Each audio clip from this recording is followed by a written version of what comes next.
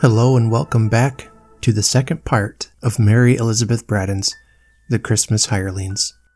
I hope you enjoyed part 1, in which we were introduced to the main characters and the setting. The next 2 chapters went back into Sir John's backstory. And so in today's episode, chapters 3 and 4, we will pick up the story where we left off in the prologue.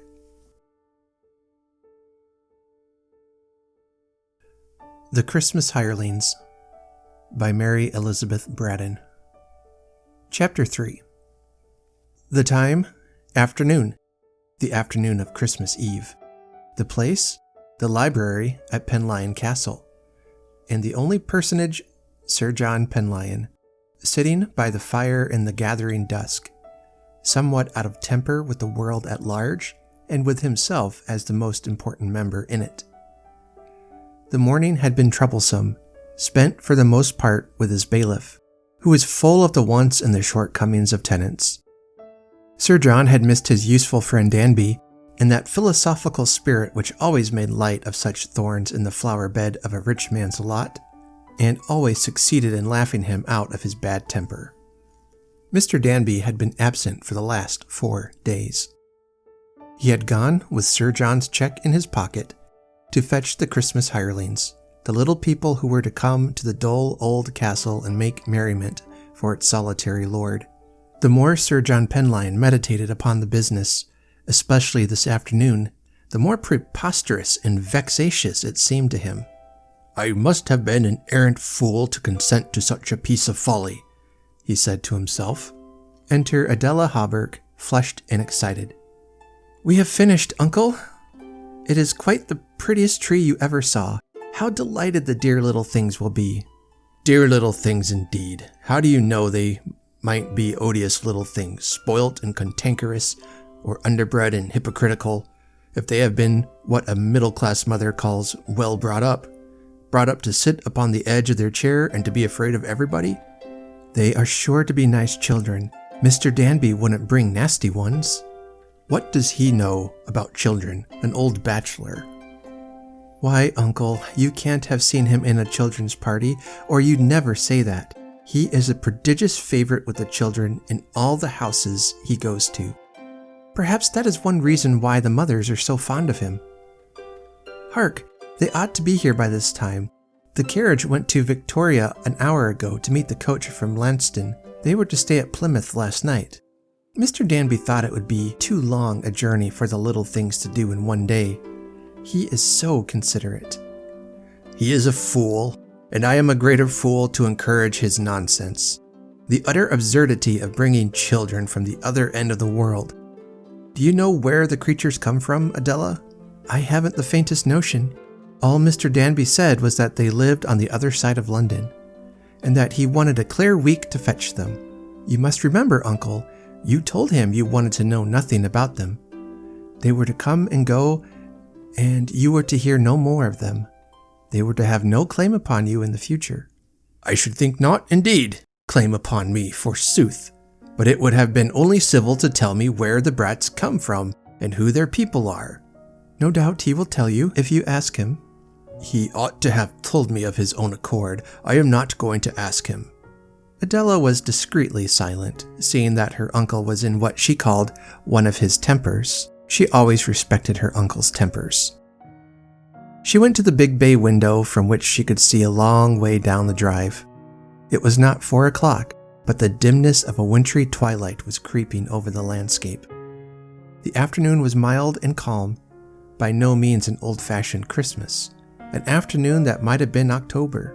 She could hear a faint sighing of the wind in the trees near at hand, and the roaring of the waves far off. Not a stormy roar, only the rhythmical rise and swell of the great Atlantic rolling over the stony beach. Everything had been made ready for the little strangers. There were fires blazing in 2 large bedrooms overhead, rooms with a door of communication. In one there were still the 2 little white beds in which Lillian and Sybil had slept when they were children. Poor Lillian, whose bed was in the English cemetery at Florence, under a white marble monument erected by her sorrowing husband, and whose sorrowing husband had taken to himself a second wife 5 years ago. Everyone knew where Lillian was lying, but no one at Penlyon Castle knew where Sybil's head had found rest. All that people knew about the disobedient daughter was that her husband had died within 3 or 4 years of her marriage, worn to death in some foreign mission after toiling for a year or so at the East End of London. Of his luckless widow, no one at Penlyon had heard anything, but it was surmised that her father made her an allowance. He could hardly let his only daughter starve, people said, however badly she might have treated him. Lady Lurgrave's early death had been a crushing blow to his love and to his pride. She had died childless. The rooms were ready. Adela ran upstairs to take a final survey. One of the housemaids had been told off to wait upon the little strangers, and Adela's maid was to give a hand. Neither of these young women had any objection to the extra duty. Each professed herself fond of children. "They'll enliven the place a little, poor mites," said Harrop, who considered Penlyon the abode of dullness, and Sarah the housemaid agreed with her. Harrop was to sleep in the larger room, and in the bed which Miss Peterson had occupied during 5 peaceful years. Sarah had put up her truckle bed in the inner and smaller room, where she was to keep guard over the little boy. "It would be downright cruelty to let any child sleep alone in one of these ghastly rooms," said Sarah. Ghastliness. The ghastliness being doubtless a question of spaciousness in oak paneling and ponderous old-fashioned furniture which cast monstrous shadows in the pale glimmer of the nightlight. Hark! Yes, that was the roll of wheels on the gravel drive, a nearer sound than the sullen swell of the sea out yonder, grinding the pebbles in an unresting mill. Adela Hawberk flew down the hall, followed by Harrop, while Sarah, the housemaid, stopped upstairs and gave a final stir to the fires after the wont of her tribe, who are always ready to use the poker, wanted or not wanted, with a noble disregard to the coal merchant's bill. Sir John had heard the carriage stop and the opening of the hall door, and although he pretended to go on reading his paper by the lamp placed close at his elbow, the pretense was a poor one, and anybody might have seen that he was listening with all his might. The footman had opened the hall door as the wheels drew near, and it was wide open when the carriage stopped. The red light from the hall fire streamed out upon the evening gray, and 3 little silvery voices were heard exclaiming, "Oh, what a pretty house! Oh, what a big house!" And then the smallest voice of the 3, with amazing distinctness, "What an exceedingly red fire!"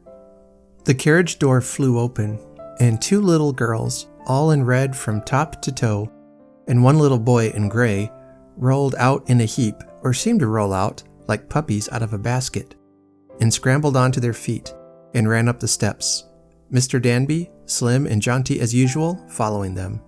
"Good gracious, how tiny they are!" cried Adela, stooping down to kiss the smaller girl, a round red bundle with a round little face and large dark gray eyes shining in the firelight.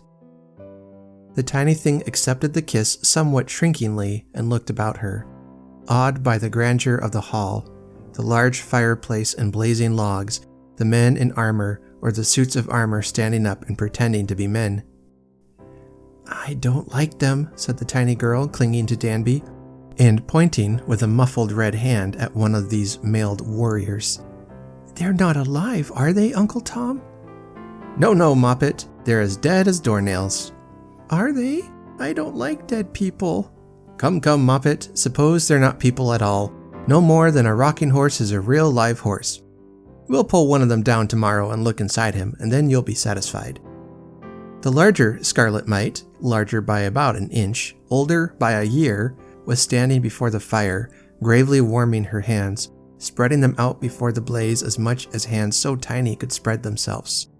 The boy was skipping about the hall, looking at everything, the armed warriors especially, and not at all afraid. "They're soldiers, aren't they?" he asked. "Yes, laddie." "I should like to be dressed like that, and go into a battle and kill lots of people. I couldn't be killed myself, could I, if I had that stuff all over me?" "Perhaps not, laddie, but I don't think it would answer. You'd be an anachronism." "I wouldn't mind being a anachronism if it saved me from being killed," said laddie. "Come, little ones, come and be presented to your host," said Mr. Danby, as the footman opened the library door and they all poured in. Danby, Adela, and the children, the smallest running in first, her sister and the boy following, considerably in advance of the grown-ups. Moppet ran right into the middle of the room as fast as her little red legs could carry her. Then, seeing Sir John sitting where the bright lamplight shone full upon his pale, elderly face, with its strongly marked features, black eyebrows, and silvery gray hair, she stopped suddenly, as if she had beheld a gorgon, and began to back slowly till she brought herself up against the silken skirt of Adela Hawberk's gown.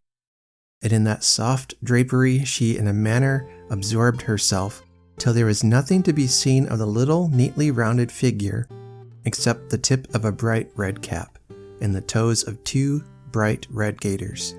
The elder mite had advanced less boldly, and had not to beat so ignominiously a retreat. She was near enough to Mr. Danby to clutch his hand, and holding that, she was hardly at all frightened.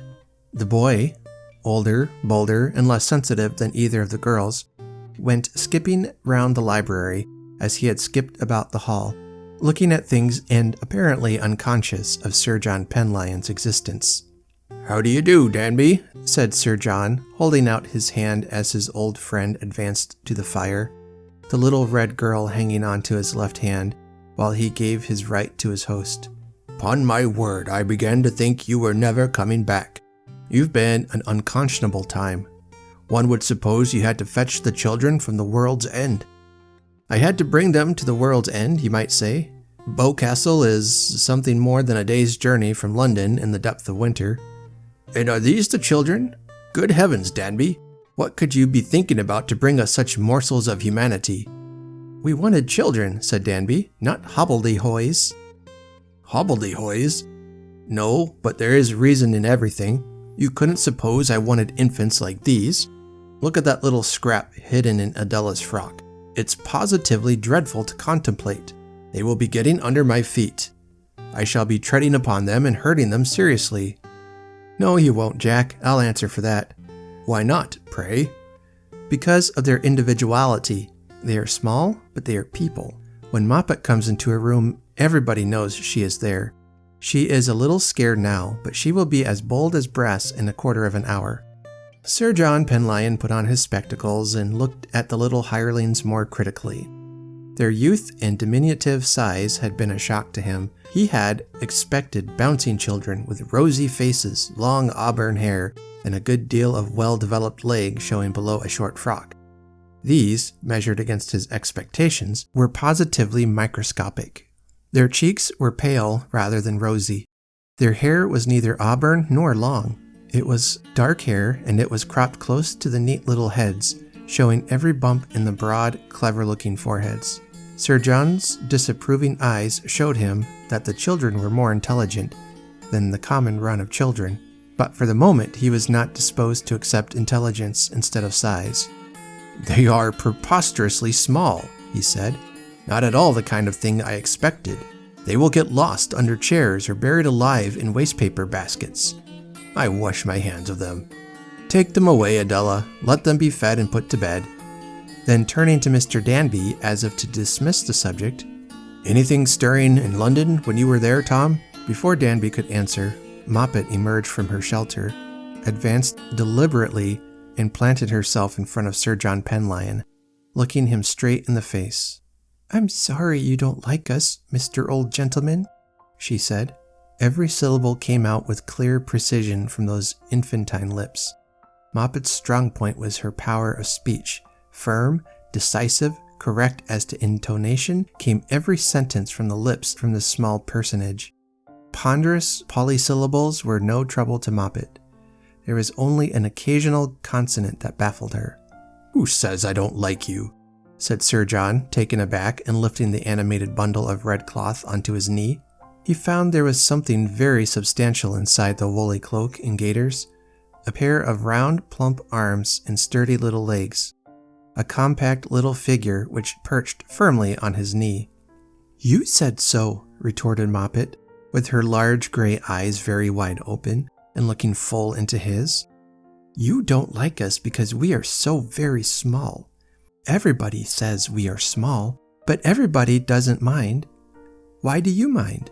"I didn't say anything about not liking you, little one. I was only afraid you were too small to go out visiting." "I went out to tea when I was 2, and nobody said I was too small. I have real tea at parties, not milk and water. And I have been out to tea often and often, haven't I, lassie?" "Not so many times as I have," replied the elder red thing, with dignity. She was standing in front of the wide old fireplace, warming her hands, and she was to Sir John's eye somewhat suggestive of a robin redbreast that had fluttered in and lighted there. "Of course not, because you're older," said Moppet, disgusted at the superfluous self-assertion on her sister's part. "I am always good at parties. Ain't I, Uncle Tom?" turning an appealing face to Mr. Danby. "So these Lilliputians are your nieces, Danby?" exclaimed Sir John. "Well, no, they are not exactly nieces, though they are very near and dear. I am only a jury uncle." "A jury uncle?" cried Moppet, throwing her head back and laughing at the unknown word. "A jury uncle?" echoed the other two, and the three laughed prodigiously, not because they attached any meaning to the word, but only because they didn't know what it meant. That was where the joke lay.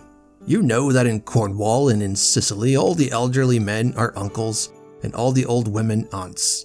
Everybody's uncles and aunts," concluded Mr. Danby. Moppet still occupied Sir John's knee. She felt somehow that it was a post of honor, and she had no inclination to surrender it. Her tiny fingers had possessed themselves of his watch chain. "Please show me your watch," she said. Sir John drew out a big hunter. Moppet approached her little rosy mouth to the hinge and blew violently. "Why don't it open like Uncle Tom's watch does when I blow?" she asked. "Is it broken?" "Blow again, and we'll see about that," said Sir John, understanding the maneuver. The big, bright case flew open as Moppet blew. "Take care it doesn't bite your nose off." "How big and bright it is, much bigger and brighter than Uncle Tom's." "Uncle Tom's is a lady's watch, and Uncle Tom is a lady's man," said Sir John, and the triple peal of childish laughter which greeted this remark made him fancy himself a wit. Small as they were, these children were easily amused, and that was a point in their favor, he thought. "Tea is ready in the breakfast room," said Adela. "Tea in the breakfast room? Oh, how funny!" And again they all laughed. At any rate, they were not doleful children. No long faces, no homesick airs, no bilious headaches, so far. "I dare say they will all start measles or whooping cough before we have done with them," thought Sir John, determined not to be hopeful. "Oh, are we to come to tea, are we?" he said cheerily, and he actually carried Moppet all the way to the breakfast room, almost at the other end of the rambling old house, and planted her in a chair by his side at the tea table. She nestled up close beside him. You like us now, don't you?" she asked. "I like you." "And you'll like her," pointing to her sister with a small distinct finger, "and him," pointing to her brother, "tomorrow morning. You'll know us all tomorrow morning." "Tomorrow will be Christmas," said Laddie, as if giving a piece of useful information to the company in general. "Christmas!" cried Danby. "So it will. I mustn't forget to hang up my stocking." This provoked a burst of mirth. Uncle Tom's stocking. Uncle Tom hoping to get anything from Santa Claus. "You needn't laugh," said Mr. Danby, seriously. "I mean to hang up one of my big Inverness stockings. It will hold a lot." "What do you expect to get?" asked Laddie, intensely amused. "Toys?" "No, chocolates, butterscotch, hardbake, a la campagne." "Oh, what's a la campagne?" The name of this old-fashioned sweetmeat was received with derision. "Why, what an old sweet tooth you must be," exclaimed Moppet. "But I don't believe you a bit. I shall come in the middle of the night to see if your stocking is there." "You won't find my room. You'll go into the wrong room, most likely, and find one of the 3 bears." Moppet laughed at the notion of those familiar beasts. "There never were 3 bears that lived in a house and had beds and chairs and knives and forks and things," she said. "I used to believe it once when I was very little, but now I know it isn't true." She looked round the table with a solemn air, with her lips pursed up, challenging contradiction. Her quaint little face, in which the forehead somewhat overbalanced the tiny features below it, was all aglow with mind. One could not imagine more mind in any living creature than was compressed within this quaint scrape of humanity. Sir John watched her curiously. He had no experience of children of that early age. His own daughters had been some years older before he began to notice them. He could but wonder at this quick and eager brain animating so infinitesimal a body. Moppet looked round the table, and what a table it was!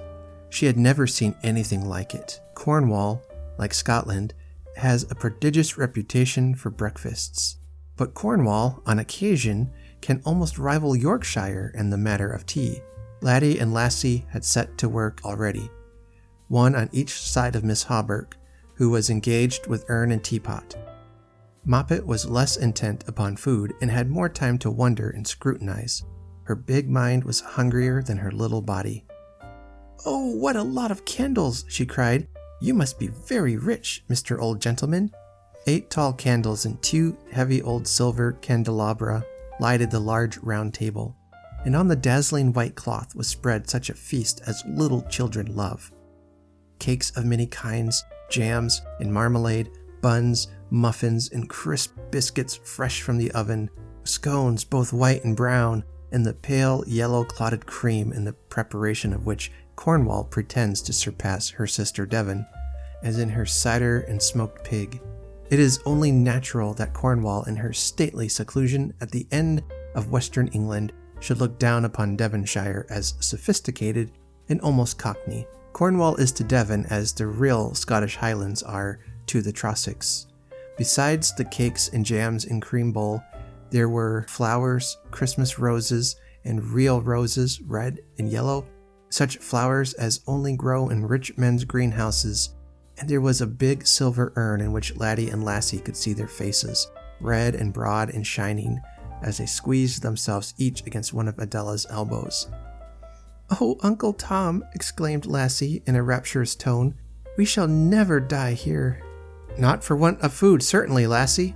The children had eaten nothing since a very early dinner in Plymouth, and on being pressed to eat by Miss Hawberk and Mr. Danby, showed themselves frankly greedy. Sir John did nothing but look on and wonder at them. They showed him a new phase of humanity. Did life begin so soon? Was the mind so fully awakened while the body was still so tiny? "How old are you, Mistress Moppet?" he asked when Moppet had finished her first slice of saffron cake. 4 1/4. Not 5 years old. She had lived in the world less than 5 years. She talked of what she had thought and believed when she was little, and she seemed to know as much about life as he did at 65. "You are a wonderful little woman, not to be afraid of going out visiting without your nurse." "Nurse?" echoed Moppet, staring at him with her big gray eyes. "What's a nurse?" "She doesn't know," explained Laddie. "We never had a nurse. It's a woman like Julie that has to take care of her, Moppet," he explained condescendingly. "A bonne, we call her, but we've never had a bonne," he added with a superior air. "Indeed," exclaimed Sir John. "Then pray who has taken care of you, put you to bed at night, and washed and dressed you of a morning, taken you out for walks, or wheeled you in a perambulator?" "Mother," cried the boy, "Mother does all that. Except for me. I dress myself. I take my own bath. Mother says I'm growing quite independent," screamed Moppet across the table. "What a silly boy you are. You always forget the names of things." Moppet was getting excited. The small cheeks were flushed and the big eyes were getting bigger, and Moppet was inclined to gesticulate a good deal when she talked, and to pat the tablecloth with 2 little hands to give point to her speech. "Moppet," said Mr. Danby, "the hotcakes are getting into your head. I propose an adjournment to Bedfordshire." No, Uncle Tom. We ain't to go yet, is we?" pleaded the child, snuggling close up to Sir John's waistcoat, with the settled conviction that he was the higher authority. The lapse in grammar was the momentary result of excitement. In a general way, Moppet's tenses and persons were as correct as if she had been 20. "I think you ought to be tired after your long journey," said the baronet. "But it wasn't a long journey. We had dinner first, and in the morning we walked on the Hoe. Isn't that a funny name for a place? and we saw the sea when Uncle Tom told us of the Spanish Arcadia, interrupted Laddie, who felt it was his turn now, and how Drake and the other captains were playing bowls on the Hoe just where we were standing that very minute when the news of Spanish ships came, and they went off to meet them, and there was a storm, and there was no fighting wanted, for the storm smashed all the ships, and they went back to King Philip without any masts, and Queen Elizabeth went on horseback to Tilbury, and that was the end of the Arcadia. For a historical synopsis, I don't call that bad, said Mr. Danby. Nevertheless, I recommend Bedfordshire if our little friends have finished their tea. Oh, I have, said Lassie with a contented yawn. Moppet did not want to go to bed. She had eaten less than the other two, but she had talked more, and had slapped the table and had made faces, while Lassie and Laddie had been models of good manners. I wish you wouldn't call it Bedfordshire, she said, shaking her head vindictively at Mr. Danby. It makes it worse to go to bed when people make jokes about it. Mr. Danby came round to where she sat and took her up in his arms as if she had been a big doll instead of a small child. Say goodnight to Sir John, he said. Moppet stooped her face down to the baronet's and pursed her red lips in the prettiest little kiss, which was returned quite heartily. Take her away, Danby. She is much too excited, and she is the funniest little thing I ever saw. Good night, my dears, he said to the others as he rose and walked towards the door. I hope you will spend a happy Christmas at Place. Adela, be sure the little things are comfortable and that Nurse Danby's instructions are obeyed. The children laughed at this rude mention of Mr. Danby and went off to bed repeating the phrase, Nurse Danby, with much chuckling and giggling. Chapter 4. Well, Jack, said Danby when Miss Hawberk had left the dining room, and he and Sir John were alone with their chairs drawn up to the hearth, their cigarettes lighted, and a bottle of Chateau Lafite on the table between them. Have you forgiven the children for being so much smaller than you expected? I could forgive that youngest mite anything, smashing the Portland vase if I owned it. She is what your friends over yonder, with a nod westward, would call an amusing little cuss. She is a little lump of love, answered Danby. One has to know that child well to know how much there is in her. You are very weak about her, evidently. Very fond of all three, no doubt? Yes, I am fond of them all. Lassie is going to grow up a beauty. I shall be very proud of her 12 years hence, if I live so long. You say they are not actually your nephew and nieces? Not actually. But they are pretty nearly related to you, I take it. They are as near to my heart as they can be. You are not very explicit. Why, no, Jack, that isn't in the bond. It was agreed that the children were to come and go, and you were to know nothing about them, except that they were decently brought up and not likely to make themselves obnoxious. They were to have no claim upon you.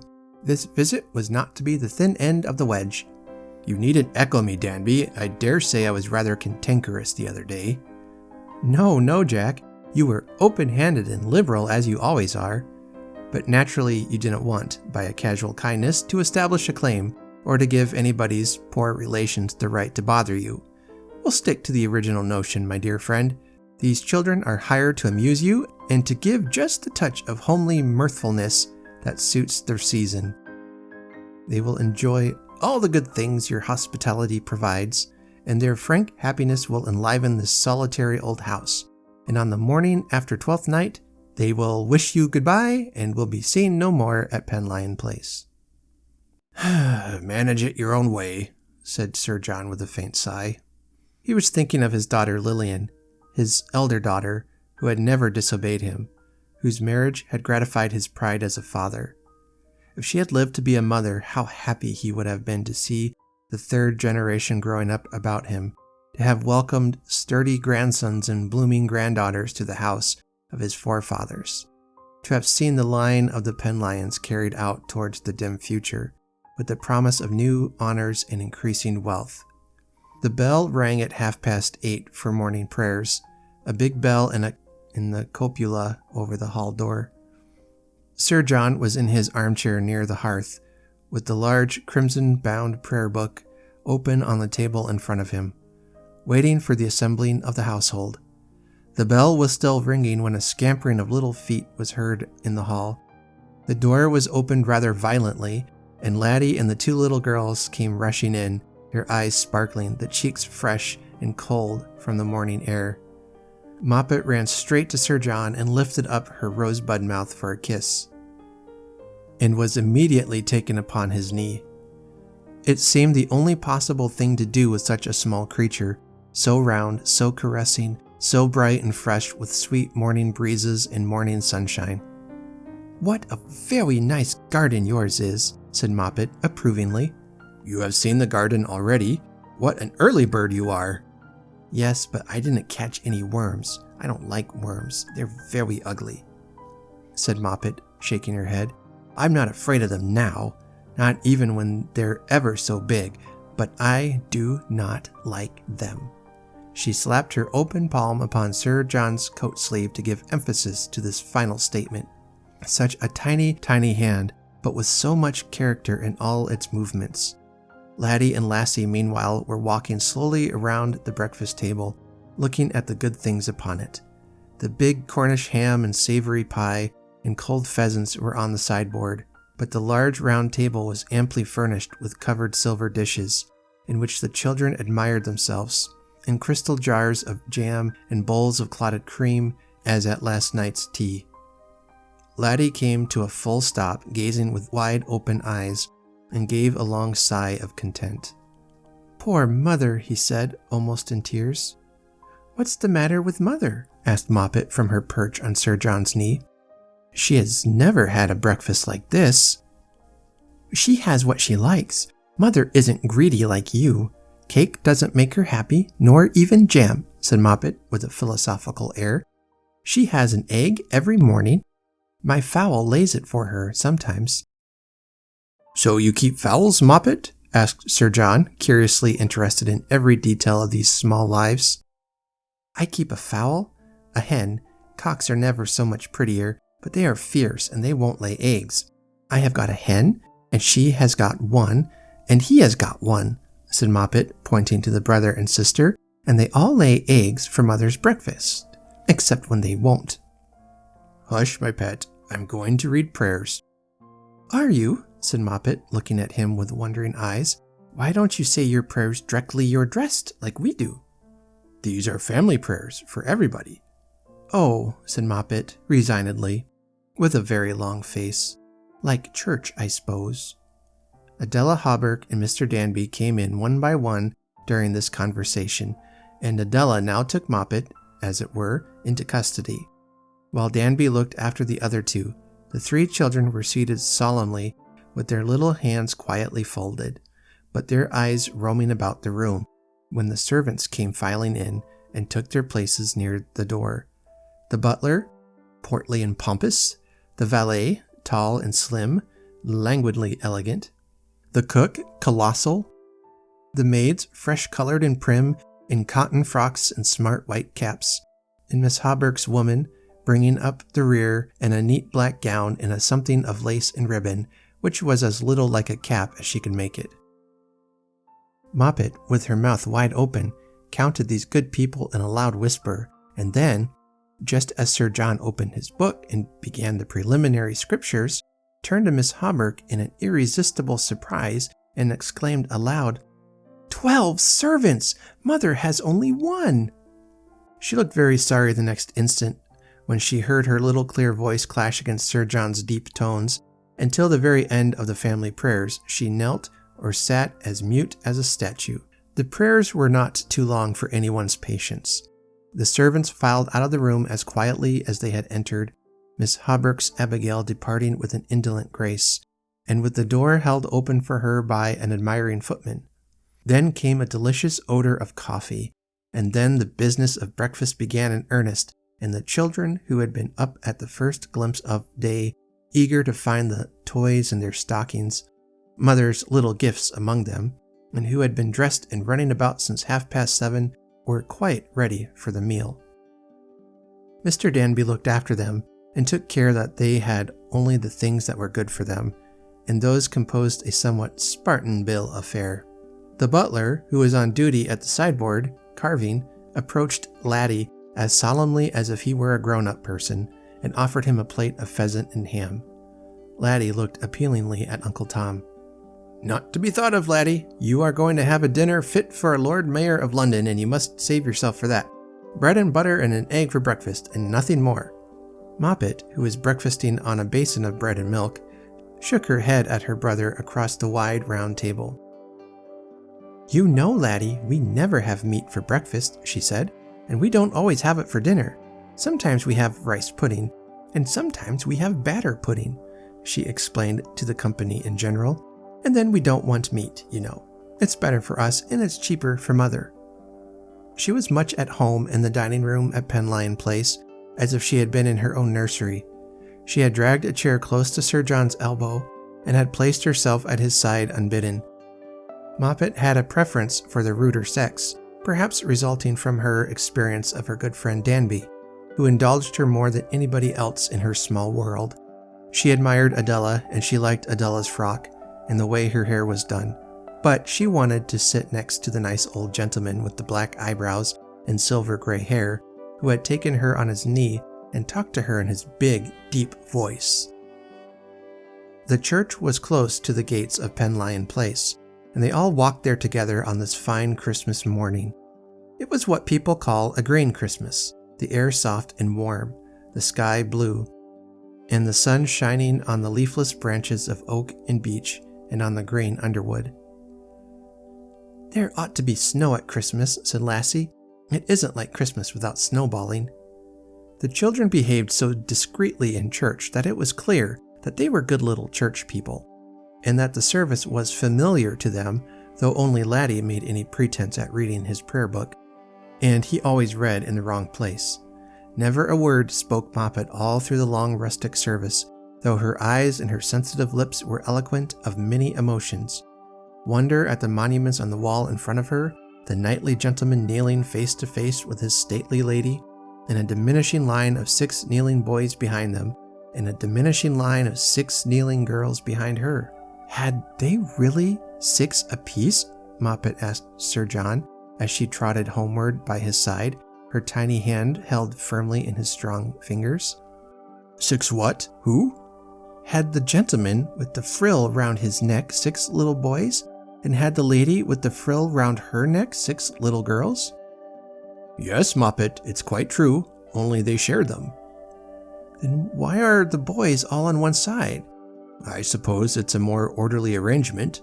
Were they all dead, down to the very littlest boy when that thing was made? I hope not, for it would give me a poor opinion of Cornwall as a health resort 250 years ago. Was it as long ago as that when there were those little boys? Asked Moppet. Longer, nearly 300 years. 300? What a pity. I should like to have 6 little boys like those to play with. What would you do with them? Lots of things. We could play at battles, and one can't make a battle with 3. It isn't like it. And it isn't a fair fight either, Moppet, 2 to 1.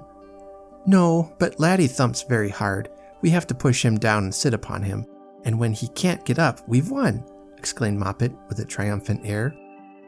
Lassie had been walking ahead with Adela, but she came running back and placed herself on Sir John's other side, pushing a very small hand, but not so tiny as Moppet's, into his. I hope you like me a little bit too, she said with dignity. Of course I do, Lassie. I think you are a very nice little girl. But you don't like me as well as you do her, pointing to Moppet. Perhaps I know her best.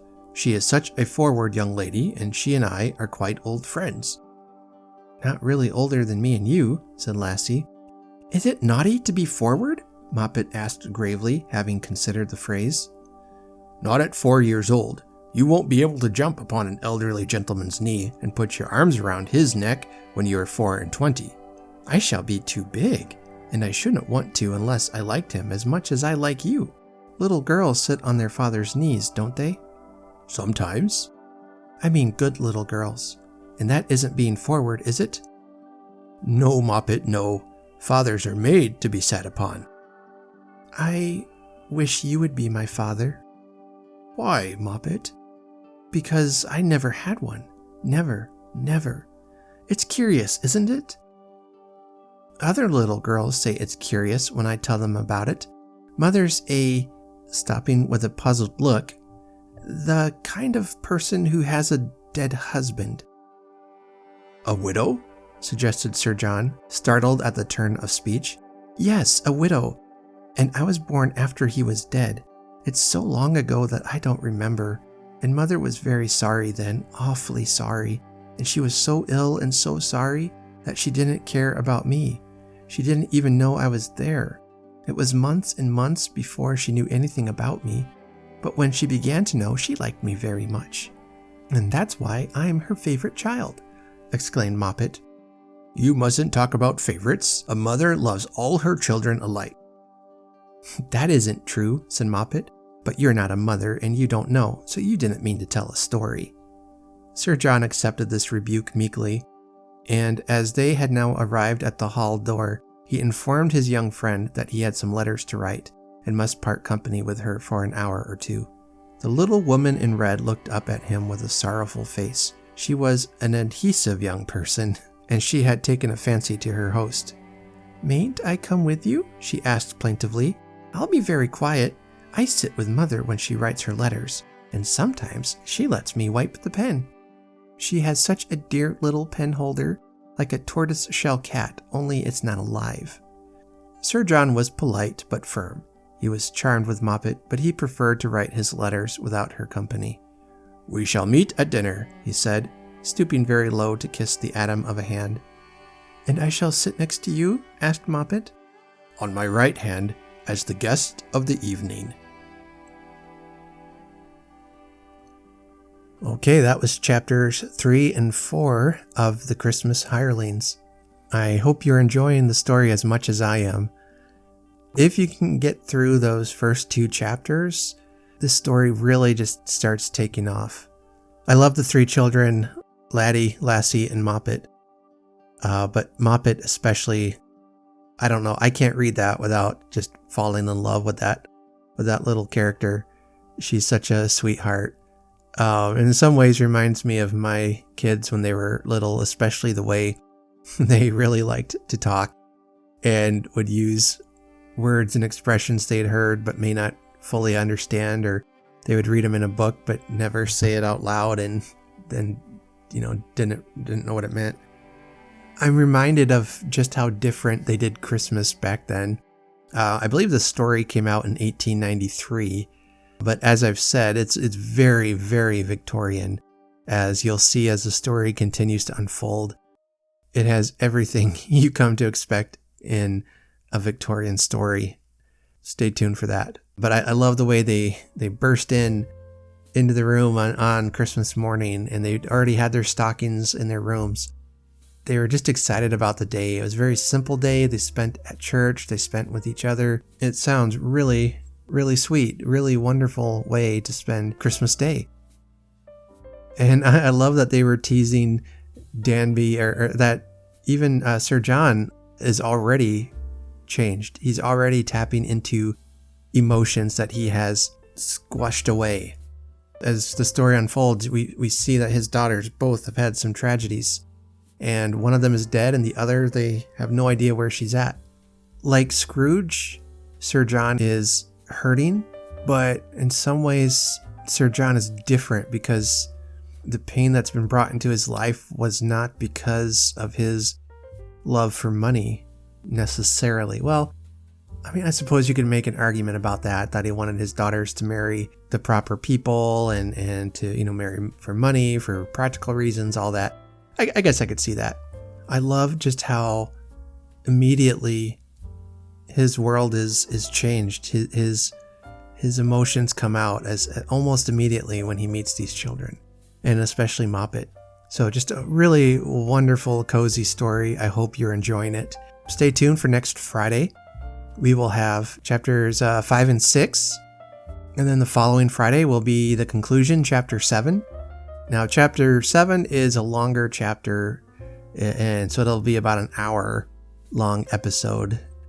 Thank you for joining me here on the podcast. And so I will see you next time.